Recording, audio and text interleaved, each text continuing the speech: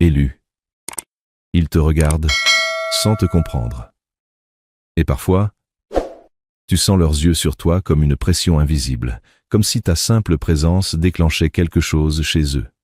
Une gêne, une irritation, une obsession silencieuse. Et pourtant, tu n'as rien fait. Tu n'as pas cherché la confrontation. Tu n'as pas essayé de briller. Mais malgré toi, tu attires. Tu déranges. Tu fascines, et c'est là que commence le mystère. Pourquoi es-tu devenu si attrayant aux yeux de certains et si incompris par ceux qui t'entourent? Avant d'aller plus loin, écris un seul mot dans les commentaires: liberté. Un mot, pas plus. Comme un signal, comme une rupture. Parce que ce que tu es sur le point de comprendre change la manière dont tu te vois, pour toujours. Premièrement, le recadrage commence par une correction fondamentale de ce que tu appelles attraction. Dans la majorité des discours sociaux, on réduit l'attraction à des éléments visibles et immédiatement mesurables: symétrie du visage, style vestimentaire, confiance affichée, aisance verbale. Mais ce cadre est incomplet et surtout, il crée une confusion durable chez les personnes qui ne se reconnaissent pas dans ces critères superficiels. La réalité est que l'attraction humaine fonctionne sur plusieurs niveaux simultanés et une grande partie de ce processus est inconsciente. Les gens ne réagissent pas uniquement à ce qu'ils voient, ils réagissent à ce qu'ils perçoivent sans pouvoir le verbaliser. Cela inclut le rythme interne d'une personne, sa cohérence entre ce qu'elle pense, ressent et exprime, et surtout son niveau d'auto-acceptation. C'est ici que commence le décalage que tu observes dans les réactions des autres. Élu, ce que tu dois comprendre, c'est que ton impact sur les autres ne dépend pas uniquement de ton intention, il dépend de ton état interne global. Une personne peut dire les bons mots, adopter les bons gestes, mais si à l'intérieur il y a une dissonance, les autres le ressentent inconsciemment. À l'inverse, une personne peut être silencieuse, discrète, même en retrait socialement, mais si elle est intérieurement alignée, elle crée une forme de présence que les autres ne savent pas ignorer. Ce phénomène n'a rien de mystique au sens irrationnel. Il est profondément lié à la psychologie humaine et à la perception sociale. Le cerveau humain est constamment en train de lire des signaux faibles. Micro-expressions, cohérence comportementale, tension corporelle, rythme de parole, stabilité émotionnelle. Tout cela est analysé sans que la conscience en ait pleinement accès. Ce que tu appelles énergie n'est donc pas une notion abstraite, c'est la synthèse de signaux subtils que ton corps et ton comportement émettent en permanence. Lorsque ces signaux sont cohérents, ils produisent une impression de stabilité chez les autres. Et cette stabilité peut parfois être perçue comme de l'autorité naturelle, de la profondeur, ou une forme de charisme silencieux. Mais lorsque cette cohérence dérange les repères internes des autres, cela peut aussi générer des réactions opposées. Certaines personnes vont interpréter cette stabilité comme une forme de domination implicite, même si tu n'as rien fait pour dominer qui que ce soit. D'autres vont la percevoir comme une différence difficile à catégoriser, et le cerveau humain n'aime pas ce qu'il ne peut pas classer rapidement. C'est là que se produit le phénomène de projection. Les gens ne réagissent pas seulement à toi, ils réagissent à ce que tu déclenches en eux. Si ta présence met en lumière leur propre insécurité, ils peuvent inconsciemment attribuer cette sensation à toi. Cela donne naissance à des jugements rapides, arrogants, froids, trop sérieux, bizarres ou au contraire impressionnants, sans raison précise. Ces étiquettes ne décrivent pas ta réalité, elles décrivent leur tentative de stabiliser une sensation interne qu'ils n'ont pas analysée consciemment. Élu, il est important de comprendre que même ton état de fatigue ou de doute ne supprime pas cet effet.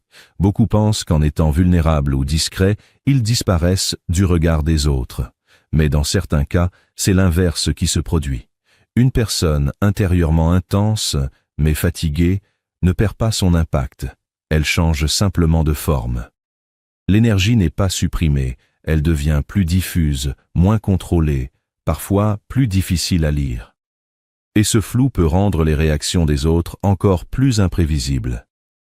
Ils ne savent plus exactement à quoi ils réagissent, mais ils sentent qu'il se passe quelque chose. Il y a aussi un point rarement expliqué. Les humains sont sensibles à la cohérence interne plus qu'à la perfection externe. Une personne parfaite mais incohérente dans ses émotions et ses comportements crée un sentiment de méfiance subtile. À l'inverse, une personne imparfaite mais stable dans son identité crée un sentiment de sécurité ou de curiosité. Ce que tu es à l'intérieur devient donc plus important que ce que tu montres à l'extérieur. Et c'est précisément ce qui peut créer cette impression d'être différent sans raison que tu ressens dans le regard des autres.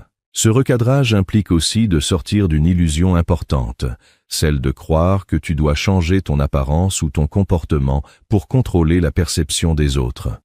En réalité, tu n'as jamais eu le contrôle total de cette perception. Les êtres humains filtrent toujours dans tout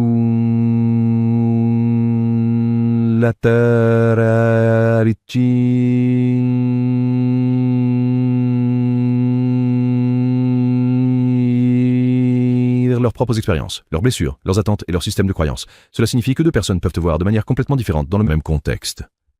L'une peut être attirée par ta présence, l'autre peut être mal à l'aise, sans que ton comportement ait changé. Ce que cela révèle, c'est que ton rôle n'est pas de contrôler toutes les perceptions, mais de stabiliser ton propre axe interne. Plus cet axe est stable, plus les réactions externes deviennent secondaires.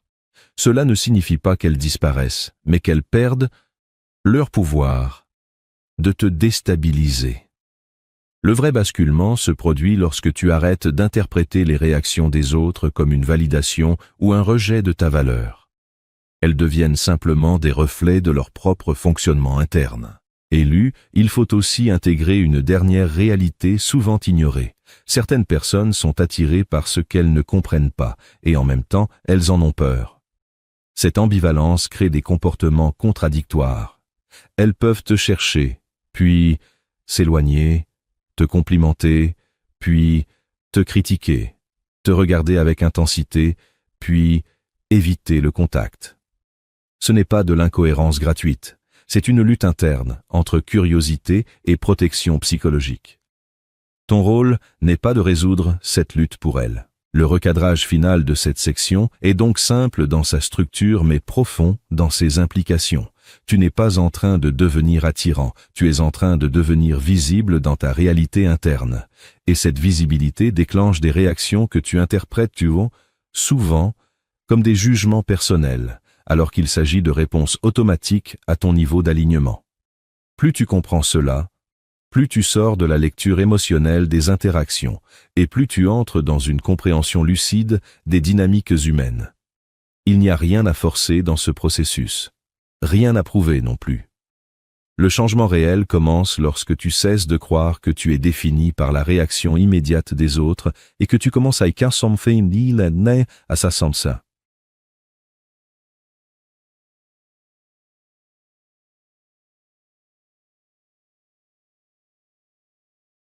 C'est que sansa.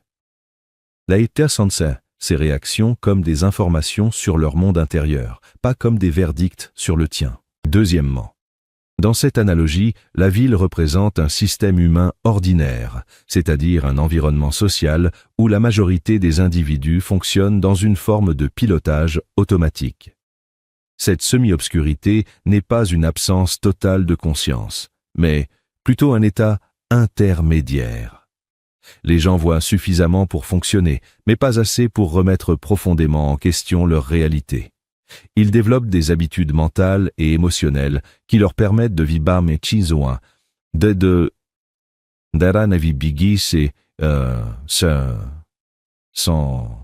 sans trop de friction intérieure. Dans ce contexte, la lumière artificielle faible symbolise les repères sociaux habituels, opinions collectives, normes implicites, comportements appris et récits partagés.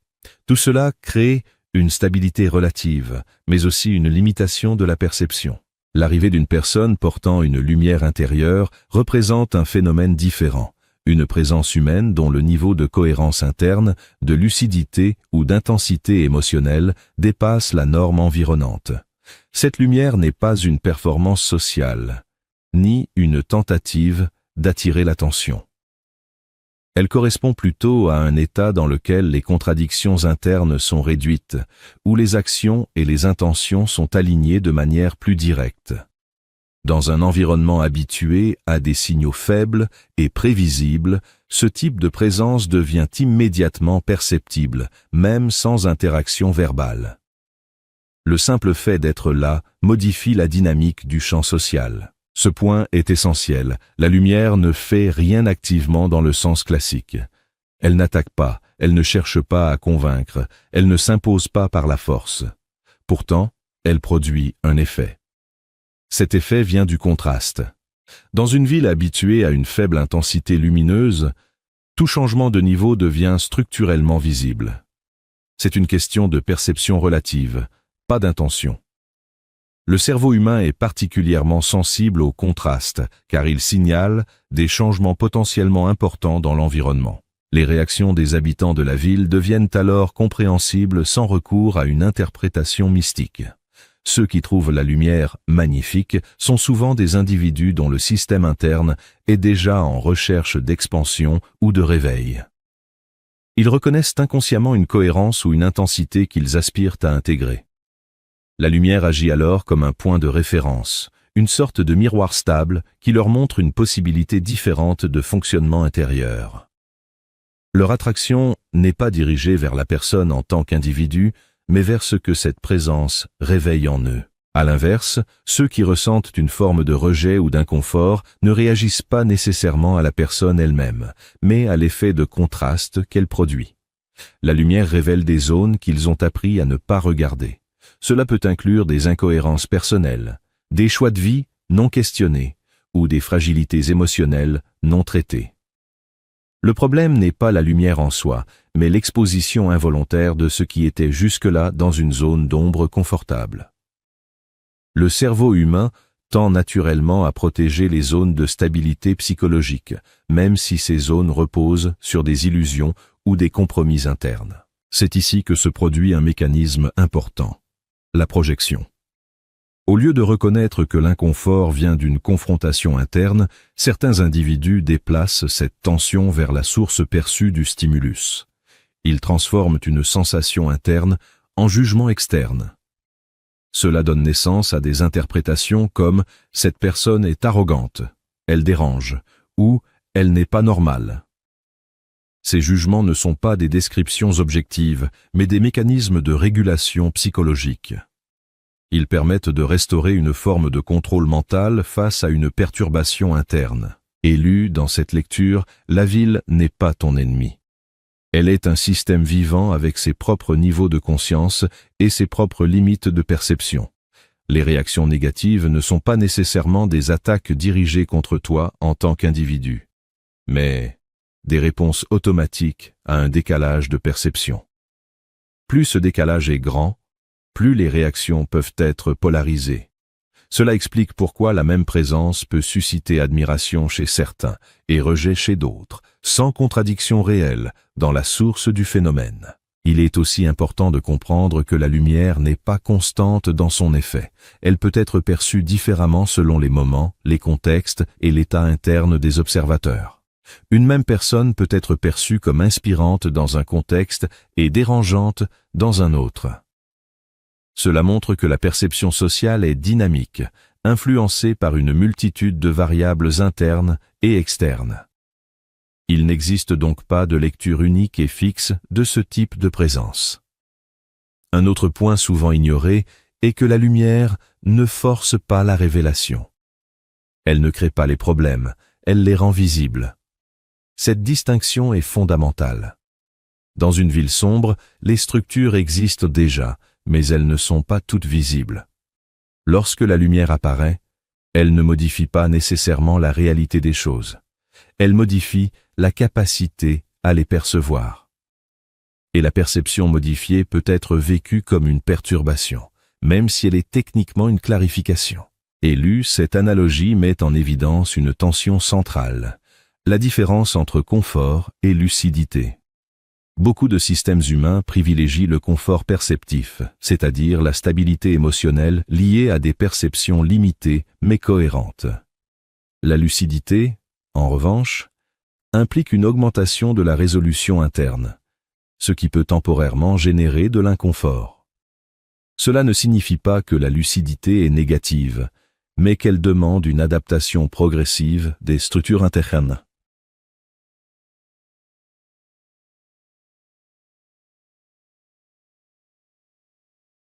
La Gintasten. La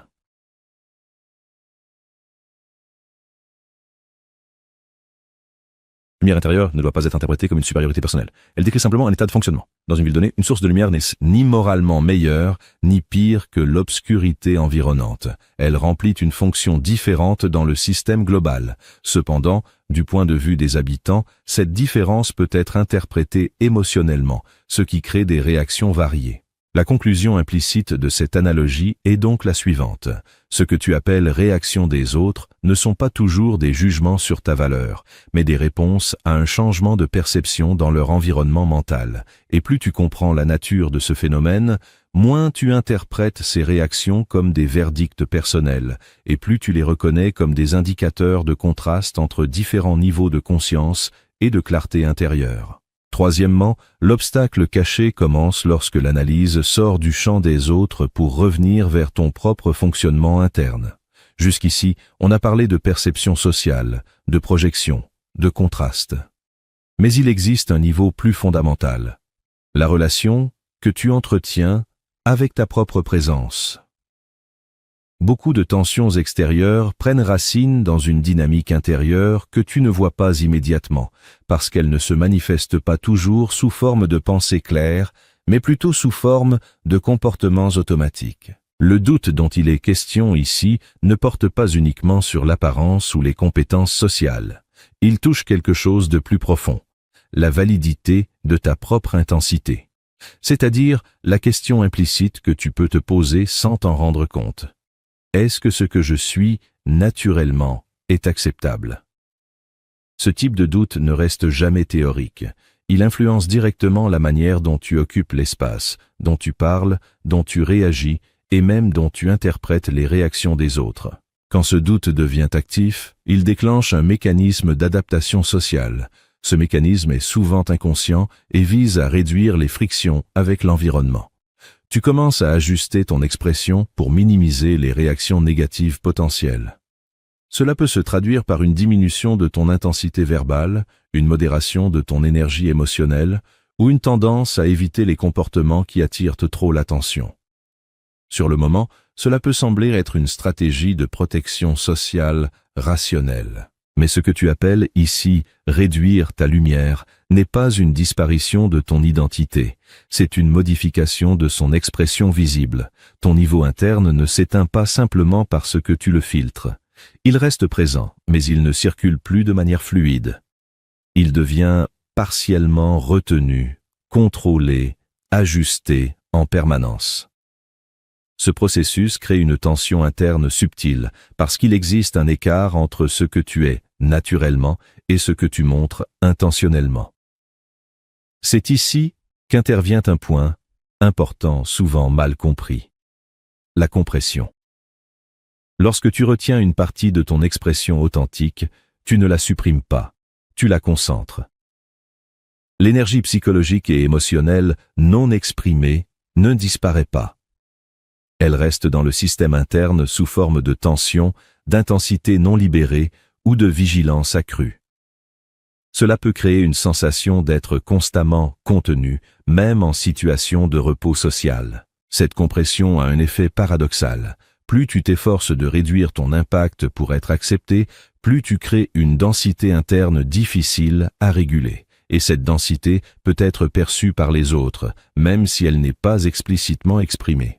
Les êtres humains ne réagissent pas uniquement à ce qui est visible, ils réagissent aussi à des signaux implicites de tension, de retenue ou de dissonance interne. Cela explique pourquoi certaines personnes peuvent sembler présentes sans être pleinement ouvertes, ce qui crée une forme de confusion dans les interactions. Le résultat de ce mécanisme est ce que tu décris comme un état intermédiaire, ni totalement visible, ni totalement absent. Ce n'est pas une absence d'identité, mais une identité partiellement filtrée en permanence. Dans cet état, les autres ne savent pas exactement à quoi ils ont affaire, et toi non plus tu n'as pas toujours une sensation claire de cohérence interne. Cela peut générer des interactions ambiguës, où les signaux envoyés et les intentions réelles ne sont pas parfaitement alignés.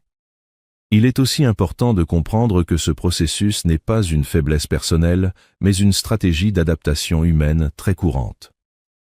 Les êtres humains ajustent naturellement leur expression pour naviguer dans des environnements sociaux complexes. Le problème apparaît lorsque cet ajustement devient chronique et qu'il commence à remplacer l'expression spontanée comme mode principal de fonctionnement. Dans ce contexte, la notion de dérangement chez les autres prend une nouvelle dimension. Ce n'est pas uniquement ta présence forte qui crée une réaction, mais parfois ton hésitation entre expression et retenue. Le système social lit plus facilement des signaux cohérents, même s'ils sont intenses, que des signaux partiellement inhibés. L'incohérence perçue est souvent plus difficile à interpréter que l'intensité assumée. Cela amène à une observation centrale.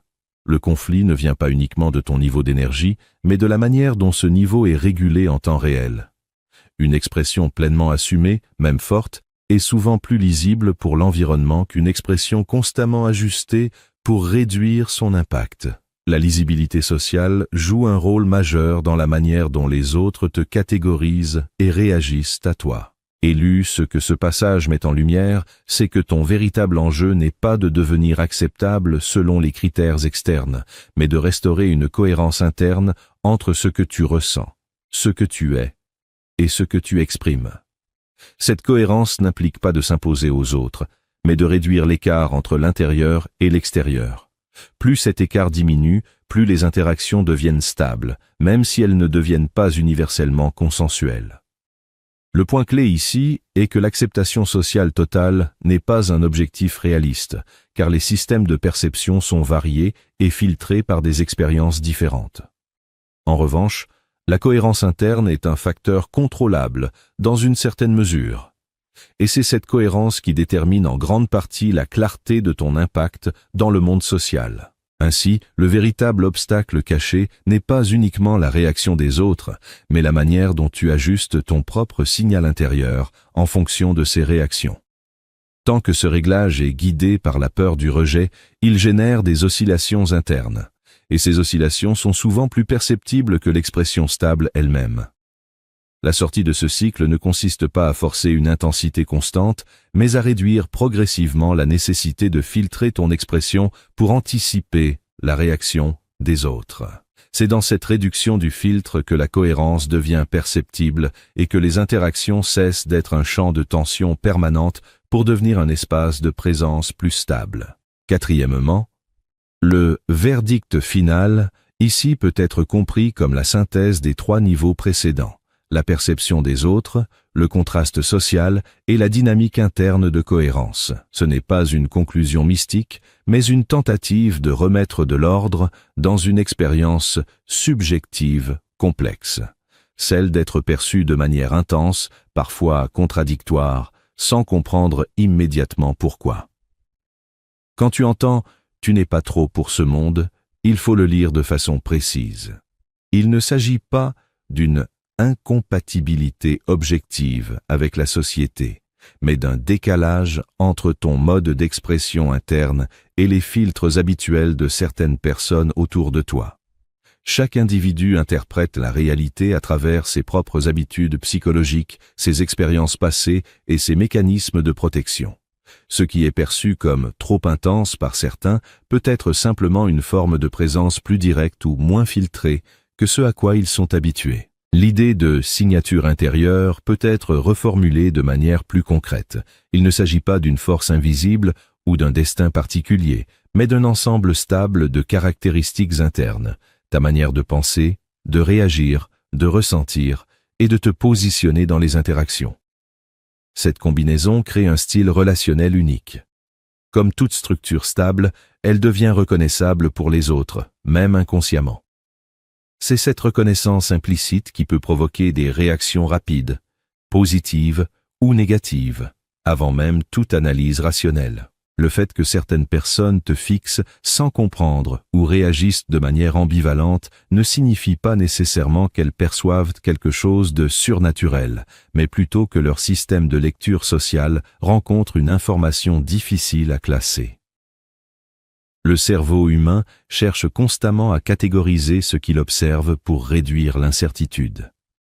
Lorsqu'il n'y parvient pas rapidement, il peut générer des comportements exploratoires, observation prolongée, test relationnel, distance, puis rapprochement, ou variation d'attitude. Ce sont des tentatives d'ajustement, pas forcément des intentions conscientes dirigées contre toi. La phrase « ils réagissent à quelque chose qu'ils ne contrôlent pas » peut être comprise de manière psychologique.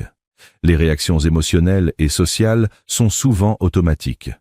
Les gens ne décident pas toujours consciemment d'être attirés, mal à l'aise ou intrigués. Ces réactions émergent de société de mécanismes internes rapides, construits par l'expérience et les schémas cognitifs.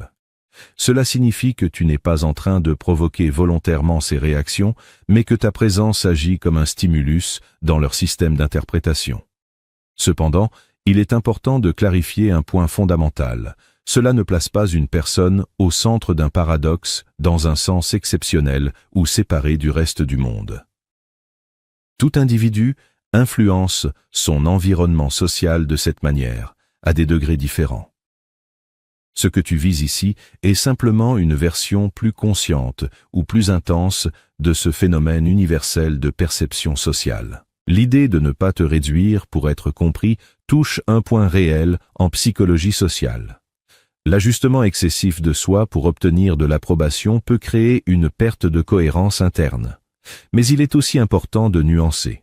Il existe une différence entre adaptation sociale et auto-effacement. L'adaptation permet la communication et la coopération, tandis que l'auto-effacement chronique peut générer de la confusion identitaire et de la tension interne. Le problème n'est donc pas de s'adapter, mais de savoir jusqu'où et dans quelles conditions. Quand on parle d'alignement, on peut le traduire de façon plus opérationnelle. C'est la capacité à maintenir une cohérence entre tes valeurs, tes émotions et tes comportements, sans être entièrement dicté par la peur de la réaction extérieure. Cet alignement n'est pas un état fixe, mais un ajustement continu. Il fluctue selon les contextes, les relations et les enjeux. Il ne produit pas une réaction unique de l'environnement, mais il réduit les contradictions internes, ce qui rend les interactions plus stables et prévisibles. Le terme « magnétisme » est souvent utilisé pour décrire un phénomène réel mais mal défini. Dans une lecture psychologique, il correspond à une combinaison de clarté comportementale, de cohérence émotionnelle et de présence stable.